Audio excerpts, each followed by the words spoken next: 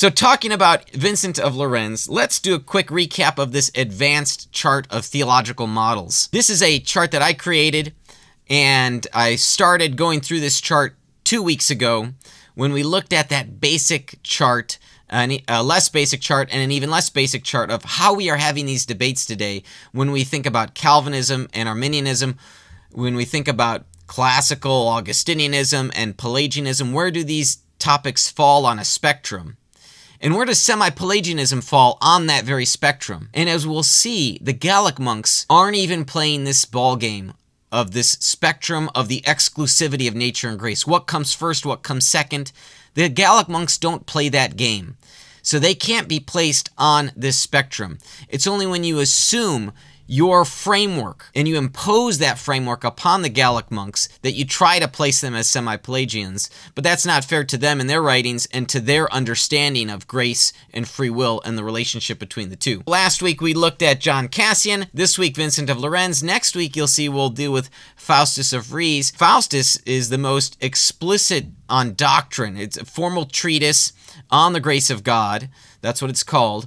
So he's full of doctrinal teachings. The reason why most of you have probably never heard of him is because none of his works have been translated into English. But he presents the clearest expression of Gallic theology as far as a treatise, a proper theological treatise is concerned. Vincent of Lerins, let's first start with geographical context. You might say he's of Lerins. Where is Lerins? And what was that Roman Gaul again? I've mentioned it's modern-day France, in particular southern France. So I just did some Google Maps screenshotting to give us that geographical context. So you can see Italy, France, you see Switzerland, and even the northern part of Spain here on the slide. So you see the little pin there. And then let's zoom in a bit so we get a little closer. We see for the first time Marseille, where Cassian landed later in his life. Over to the left, we still have that pin.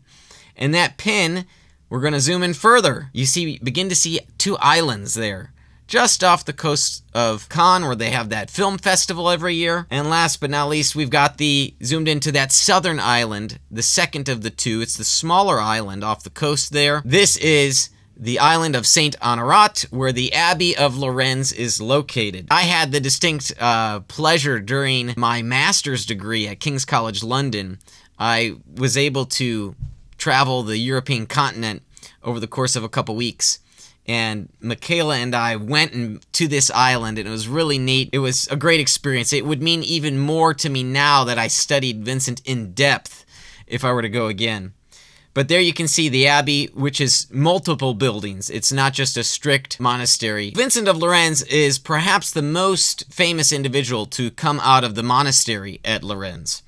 The monastery's reputation in the academic literature includes the charge of Semi-Pelagianism. So it's commonly associated that when you think of the monastery there, you think of Semi-Pelagianism. But that is the straw man, the boogeyman, that I am trying to work to dispel within the academic literature. And thankfully, there's a growing consensus of scholars that the Gallic monks were not Semi-Pelagians. Nevertheless, there still is this continual reputation. Let's talk about the biographical details that we have of Vincent. So what is it that we can know about his life? Most of what we know comes from his work Commonitorium and from a later biographical sketch in the Illustrious Lives by Gennadius, who writes that Vincent was a native of Gaul. This is the sketch from Gennadius's 5th century work.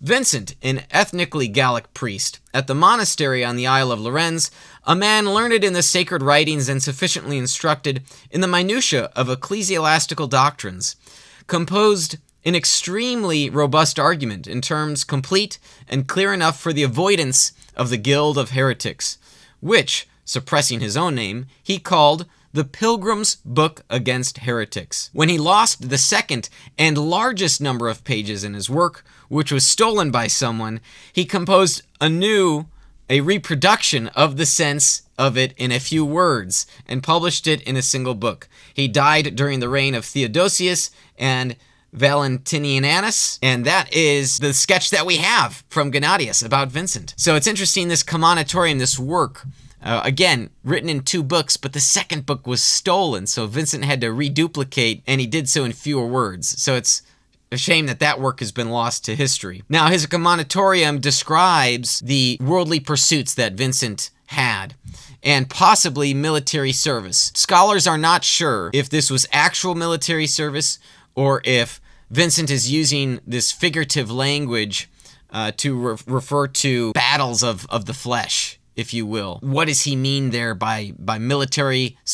Scholars generally agree that we're not certain what he means. Looking at his works, now there are 3 works which are credited to Vincent: the Commonitorium, the Objections, and the Excerpts. It's really important that we cover these 3 works, because if you pick 2, you could try to interpret or reinterpret Vincent as pro-Augustinian, rather than the traditional historical approach, which is to view Vincent as anti-Augustinian. Now, that's my position. I hold to the traditional position on this. So there's no historical revisionism. I don't want any accusations of that regarding Vincent, because I'm defending the traditional view here that Vincent was not an Augustinian. So his Commonitorium is roughly a defense of orthodoxy, and this is widely recognized by Roman Catholics and Eastern Orthodox. Vincent's feast day, he's honored as a saint. His feast day is May 24th. So Vincent is not this obscure figure from history, but he's well known, especially in Eastern Orthodox and Roman Catholic circles. It's typically the Protestants who haven't heard of him. That's unfortunate, because his Commonitorium is a great defense of orthodoxy. That defense has been summarized with this phrase in his 2nd chapter. His formula is that what we should believe the church has taught is what has always been believed everywhere by all. That's the 3-fold formula right there. We're going to get more into the Commonitorium a little bit later. This is just the introduction to these works. Number 2, the Objections. The Objections is a list of 16 objections against predestinarianism. Now, I would argue that it is anti-Augustinian. There are some scholars who will debate. They might say it's against a hardline view of Augustinianism, a view that Augustine himself didn't hold to, but that Prosper of Aquitaine, who you might remember from last week, held to. And so Prosper is the only person through whose work survived this list of objections. Prosper wrote a work against these Vincentian objections. Okay, the name Vincent is in the title of the work. So we'll talk more about that a little bit later, but for now that's good enough. Third and lastly, the Excerpts. The Excerpts are a collection of passages from Augustine on his doctrine of the Trinity and on the Incarnation, or Christology. What's really fascinating about the Excerpts is that they were lost to history. At the end of the Commonitorium, Vincent says he wants to someday write on this subject, and that's the last that we know of it for 1,500 years, until in 1938. There were documents discovered and published 2 years later, 1940, by Jose Modaz. He found manuscripts in the archive of the Crown of Aragon in Barcelona, Spain. What's really neat is that not even 100 years ago, we discovered this lost manuscript evidence of Vincent compiling the writings of Augustine. So scholars, like I said, this is sort of like a love triangle. Scholars in the 20th century have taken this new discovery and have argued, hey, look, Vincent is pro-Augustine because he speaks highly of him in the Excerpts, which he doesn't mention him by name in the Commonitorium, and the objections are strictly about doctrine, and we only have the list of the objections, no description or defense therein, but rather a response to them. So we don't get Augustine by name there. So scholars have taken the Excerpts as pro-Augustinian, and they say, look, if it's pro-Augustinian, then the Commonitorium, we're kind of reading these anti-Augustinian sentiments into the Commonitorium that aren't there. So there's your 2 of 3. So then what happens to the third one? Some scholars have posited that Vincent did not write the objections. Some scholars have even posited that there's maybe a second Vincent out there. Fascinating theory. I reject it altogether. I think there's a better explanation, and we'll get into that as we go along in today's program. Why should we study these documents? I'm getting super nerdy here. I'm glad you're following along here with me, But why should we study these documents? Well, here are two reasons. When we study and learn from the Commonitorium, we can learn about distinguishing heresy from orthodoxy, from apostolic teaching. And this has application for our lives today. And let me go off away from Vincent for a moment, taking what he teaches, though, about the Vincentian canon. What is Christian teaching is what has been believed everywhere, always, by all. There are novelties that pop up from within the church. Even today, there are new doctrines being taught, not even from the Bible, but rather as some sort of extrapolation of what love means. Quote unquote, love wins. Sound familiar? There's extrapolation of letting people bend biology, the created order, and calling that good. Is that really what the Christian church has taught for the centuries, over the millennia? It's not. And in this regard, we can recognize that those novel teachings today from within the church should be considered heretical. That's a stance I hold. I would have no problem referring to this newer attempt, especially by Christians from within certain Christians, certain self-identified Christians from within the Western church, trying to say what a man and woman can be, or people can do whatever they want. That's the first point. Second point, we can learn about this historical debate that back in the 5th century, the 400s, there were disagreements over the doctrines of grace and free will, which were not of the heretical sort, and these debates continue to this day. Calvinism versus Arminianism versus Provisionism versus, you might throw in some other isms, Lutheranism, Molinism, other types of soteriological models, frameworks that can help alleviate the tension between, the alleged tension between grace and free will. So by looking at history, we don't have to reinvent the wheel, and we might even learn something new to see where the contemporary debate is missing or has lost or forgotten something. Let's now go in depth, starting with Vincent's Commonitorium. Why did he write this Commonitorium? In chapter 2, Vincent writes, "I have often then inquired earnestly and attentively of very many men eminent for sanctity and learning, how and by what sure and so to speak universal rule I may be able to distinguish the truth of Catholic faith from the falsehood of heretical pravity. First by the authority of the divine law, and then by the tradition of the Catholic Church." So notice here that what undergirds the tradition of the Catholic Church, and let me say here, this is the universal church. Vincent is not saying Roman Catholic. This is 500 years, 600 years before the Great Schism. There is no Eastern Church, there's no Western Church at this time.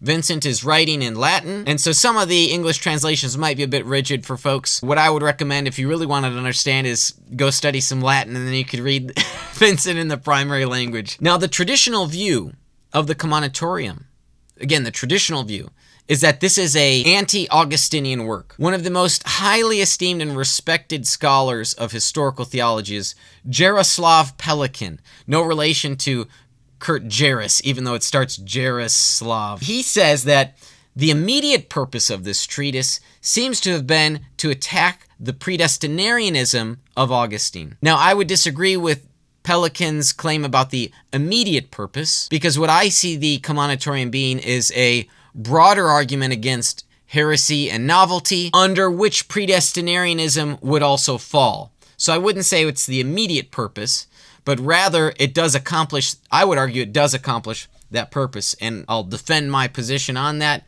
momentarily.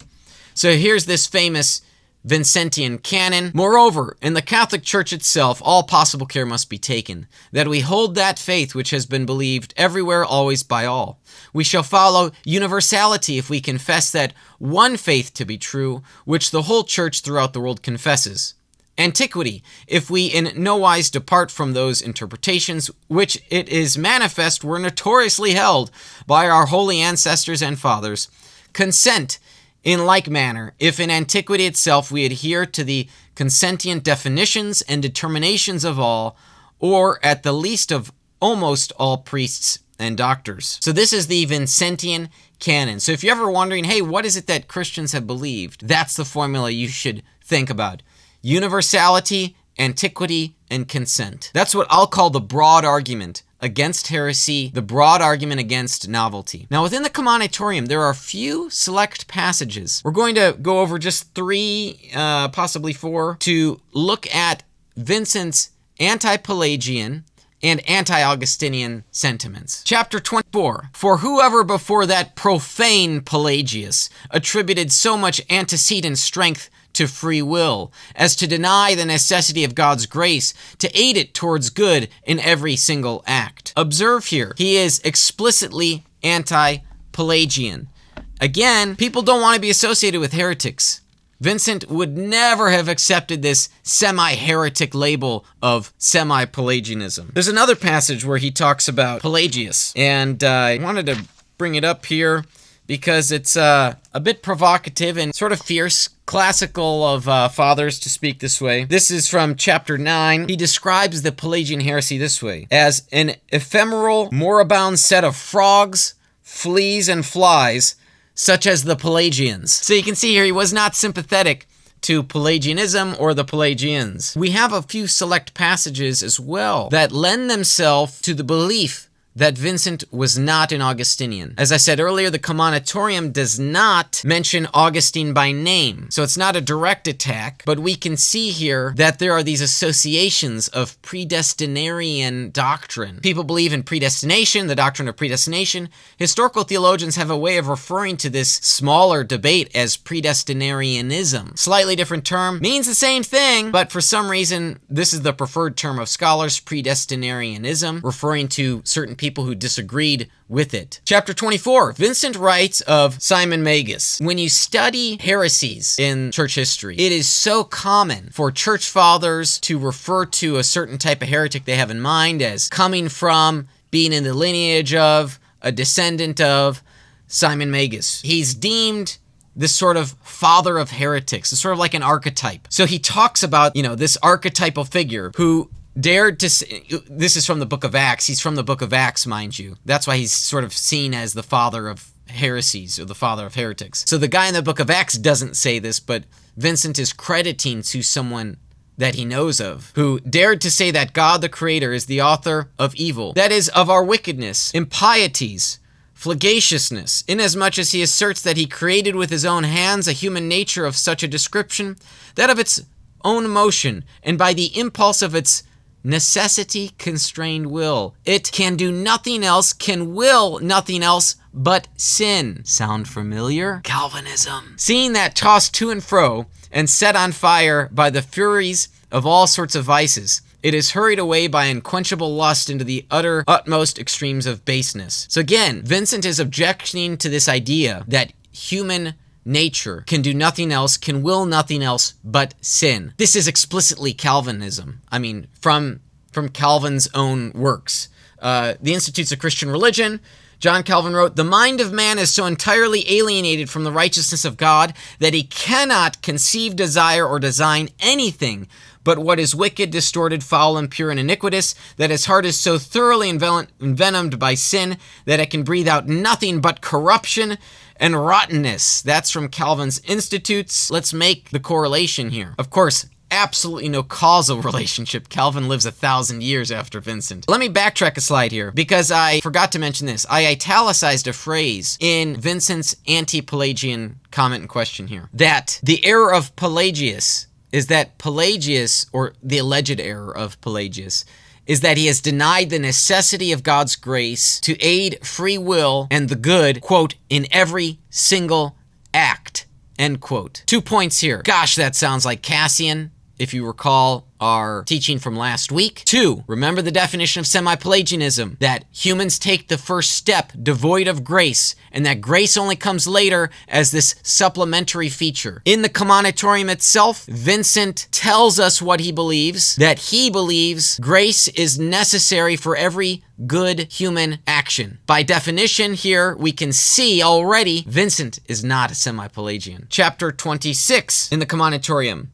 "For they dare to teach and promise that in their church, that is, in the conventicle of their communion, there is a certain great and special and altogether personal grace of God," regenerative grace, "so that whosoever pertain to their number, without any labor, without any effort, without any industry, even though they neither ask nor seek nor knock," sounds like regenerative grace, what the Calvinists would describe as regenerative grace, what Augustine in his later works describe and what would later be called regenerative grace, which is a grace that occurs prior to the human will doing any good, because the human will can't do any good. Vincent is describing this later Augustinian doctrine. So they have such a dispensation from God that borne up by angel hands, that is, preserved by the protection of angels, it is impossible they should ever dash their feet against a stone. That is, that they should ever be offended. You see this description of a type of special personal grace that the individuals receive, and that whosoever pertain to their number, without having to have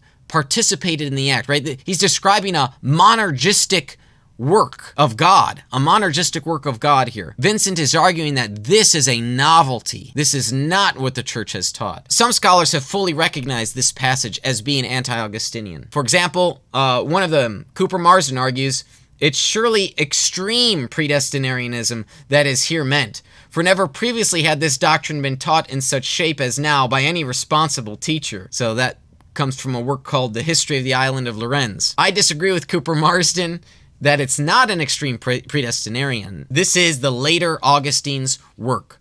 We know that the Gallic monks used Augustine's earlier writings against him in their discussions and arguments against Prosper. I have no problem thinking that this is Vincent's polite, respectful way of objecting to later Augustinianism. All right, let's go to the second work that we have, the Vincentian Objections. These are 16 objections. They only survive to us in the writings of Prosper. So the name Vincent appears in the title of the work. It's only recently that some scholars, present-day scholars, have questioned the authorship of the objections, the Objectiones. And they've only done so because of this discovery of the Excerpta. I think there's great reasons for thinking Vincent actually wrote this. Again, not only is his name in the title, but he's in the right time period.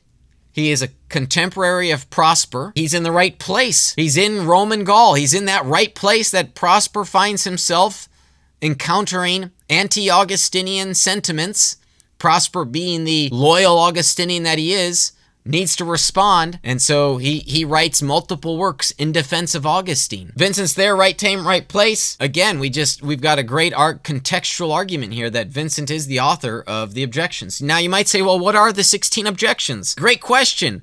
Let's review them, and as we review them, please ask yourself, do these objections, now keep in mind these are objections against a certain way of thinking.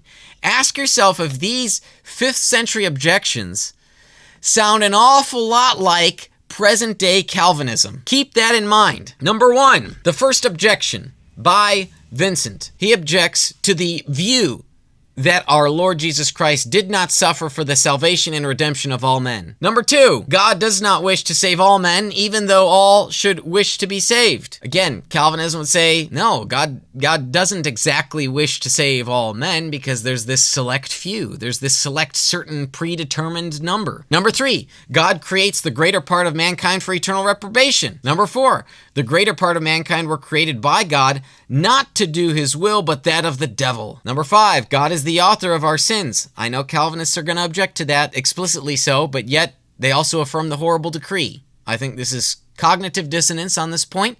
I've debated Doug Wilson on the issue. You're welcome to go watch that debate. God is the author of our sins. By making man's will evil, he fashions a nature which of its own inclinations cannot but sin. 6, God fashions in man a free will akin to that of the devils, which of its own impulse cannot will but evil. 7, it is the will of God that a great number of Christians have neither the desire nor the possibility of being saved. 8, God does not wish all Catholics to persevere in the faith, but wants a great number of them to apostatize. I smile because the later Augustine, one of his last works that he wrote regarding objections from monks, is on the gift of perseverance, that God does not give some monks the gift of perseverance. This is why people leave the faith. Here's this objection, number 8. So number 9, God wants a great number of the faithful to fall away from their resolve of living a saintly life. 10, adulteries and seductions of consecrated virgins take place because God predestines those people to fall. This is the classic horrible decree of Calvinism, that God determines, has orchestrated, has providentially orchestrates evil to occur, and in particular, evils to occur. So God has determined and providentially ordained the world that a child might be raped, that a child would be raped in some set of circumstance. This is Vincent's objection. I agree with this objection. Personally, again, this is just more of a historical thing, though. Obviously, you can see I'm working in my own passionate positions on this. But as a matter of historical inquiry, right, let's keep asking ourselves, does this sound like someone who is for Augustine or against Augustine? 11, when fathers defile their own daughters or mothers their own sons, when slaves murder their masters, all this happens because God has predestined it to happen. By the predestination of God, sons of God become sons of the devil, the temples of the Holy Spirit, temples of demons, and the members of Christ, members of a harlot. 13, all those faithful and saints who are predestined for eternal death, when they return to their vomit, seem indeed to do so through their own fault. But their fault itself is caused by divine predestination, which secretly withdraws from them their good dispositions. Before I get to the final 3, you might see how someone like me, who's interested in the Calvinism-Arminianism debate today, would be fascinated with these 5th century objections. Why are all of the Arminians spending their time in medieval thought when they could go even earlier to find Vincent of Lerins fighting the cause against this later Augustinianism, which emphasizes the sovereignty of God at the expense of God's creative grace in nature, God's creation of the human free will? I think Arminians would be better suited to look at Vincent of Lerins and John Cassian for a contra-Calvinist perspective. 14, the great number among the Christians who now are Catholic, again, just means universal, faithful, just, holy, and who are predestined to fall and be eternally lost, will not obtain grace of perseverance, even if they beg God for it, because the divine predestination, which preordained, prepared, predisposed them to fall into sin, is an immutable decree. Come on, folks, if you love the Calvinism debate, this has to be of interest to you, that there's someone in the 5th century presenting these objections to later Augustine. All right, 2 more to go. All those of the faithful and saints who are predestined for eternal death are after their sins so guided by God that they neither can nor desire to be saved through penance. 16, the great number of the faithful and the saints who are predestined for eternal death, when they say in the Lord's Prayer, "Thy will be done," do nothing else than pray for their own ruin. That is, they ask that they may sin and be lost eternally, because the will of God in their behalf is that they should perish in eternal death. So those are the Vincentian objections. Again, the only reason why scholars today have begun to doubt that Vincent wrote them is because of the discovery of the Excerpta, which is pro-Augustinian. When we get to the Excerpta shortly here, we'll have to ask ourselves, what type of Augustinianism? And what are the pro-Augustinian remarks about? That is the matter of one debate I had in the scholarly literature with my external reader, with someone I disagreed with on how to interpret Vincent's Excerpta.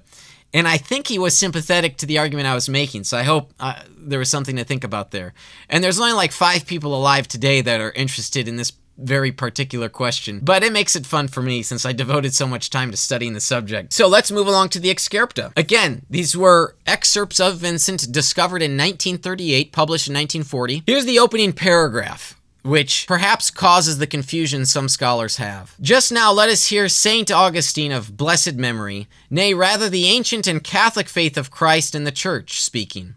We should take note of his holy salutary meaning in this first heading. For since there are 2 foundations on which the Catholic faith rests, the divine or canonical authority and that of the Catholic Fathers, that is, church tradition, he took care to commend them both equally right away in the beginning of his works, which he wrote on the unity and equality of the Holy Trinity. Wow! Look at this highly respectful remark Vincent makes about Augustine. This has led some scholars to think, hey, Vincent was not anti-Augustinian. He's for Augustine. The purpose of Vincent's excerpts here was not to, and this is important to understand, it's not to assess Augustine's doctrine of grace or predestination as it pertains to the order of salvation, ordo salutis. What is the proper order of operations when God's grace comes, then free will of man makes a decision, then this happens, then this happens.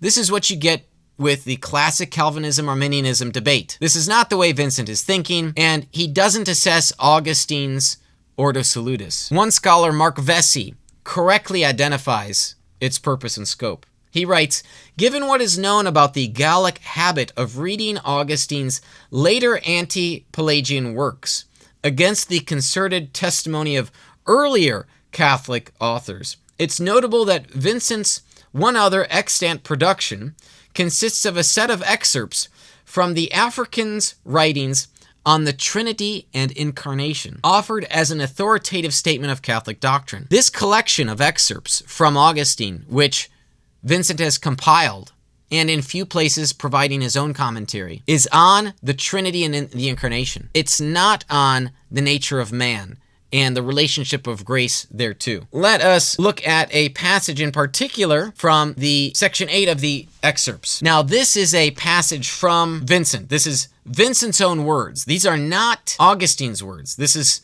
one of the very few places that Vincent gives his own thoughts, so we can learn a little bit more about his mind. Vincent writes, therefore, such a medicine came from heaven to overcome and remove the life-threatening tumor.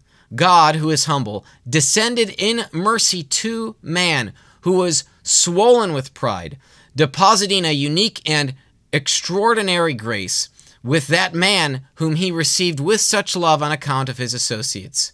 And it is not the case that the very word of God was conjoined due to the antecedent merits of his will, so that he became one son of God, and again one son of man by the conjoining. To be sure, it is fitting that he be one. And yet, if this could come to be, not through a unique gift from God, but through the free will that is common to all men, there would be two or three or more. Okay, so this is a phrase from Vincent, but what can we glean from this? We can glean a few things. The necessity of the incarnation was required because men are swollen with pride. That's an anthropological affirmation about the nature of man that Vincent is making here. He also says there's this implication that man does have free will, right? But not through the free will that is common to all men. So he's implying there's free will that's common to all men. But that free will is not good enough to attain salvation, because otherwise there would be two or three or more types of saviors.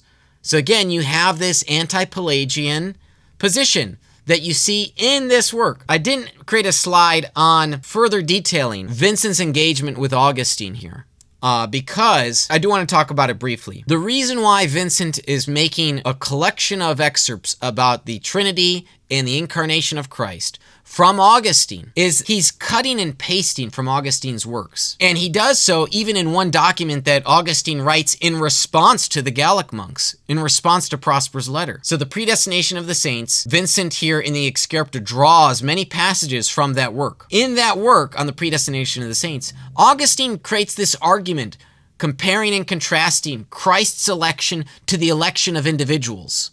This occurs especially in the earlier chapters of the on the predestination of the saints. But what's fascinating is when you do a close comparison between Augustine's passages and the passages as they've been cut and clipped in Vincent's collection, is that Vincent does not take that correlating passage about the individuals being elected and predestined. He's only taking the Christological passages, and he makes an argument from the history of salvation and the necessity of the incarnation, not an argument for individuals being predestined by God's eternal decree from eternity past.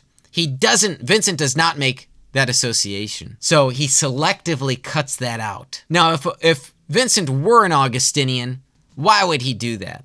He would include these phrases, clauses, passages, instead of meticulously cutting them out. And he does this multiple times. So it's really neat when you compare the Latin. You can see it explicitly, directly when he does this. And then when he works in his own comments, like this passage here from Excerpt number 8. So let's do a recapitulation. Big term. Let's do a recap. We have 3 works of Vincent: the Commonitorium, the Objectiones, or the Objections, and the Excerpts. And there's this fascinating love triangle that occurs. You select 2 or 3. That affects how you interpret whether Vincent was anti-Augustinian or pro-Augustinian. Again, some contemporary scholars argue he is pro-Augustine. I am of the traditional view. I think Vincent is anti-Augustinian, and I've laid out some reasons for thinking that, rather than being sympathetic to the Doctor of Hippo, which some of these scholars also are. I think that clouds their reasoning and their lenses. And even in my doctoral dissertation, I laid out deductive arguments to lead us to think that Vincent is anti-Augustinian. So that's the recap. Let us look over the chart, the advanced chart of theological models again, as we review here. Again, I place Vincent on a different chart than where I would place Augustine or Pelagius, or Arminians and Calvinists, or Semi-Pelagians.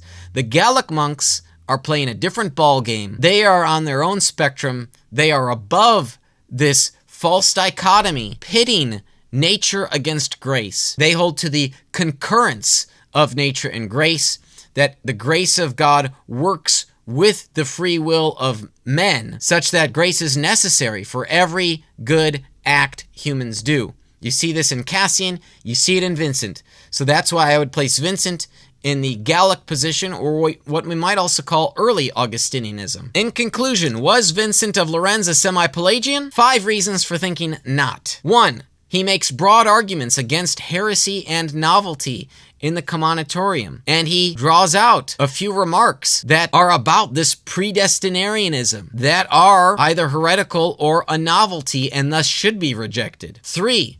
The objections are explicitly of an anti-Augustinian doctrine. Now again, Augustine's not mentioned by name, but I read for you the 16 objections, and golly, they sound an awful lot like the later Augustinian, the later Augustinian doctrine that would 1,000 years later find itself in even more fully developed form under John Calvin. 4, the excerpts cut out Augustinian order of salvation, the order salutis. So that's a fascinating observation we can see. Number 5, there are select comments which are contrary to Semi-Pelagian doctrine, such as the necessity of grace for every good act.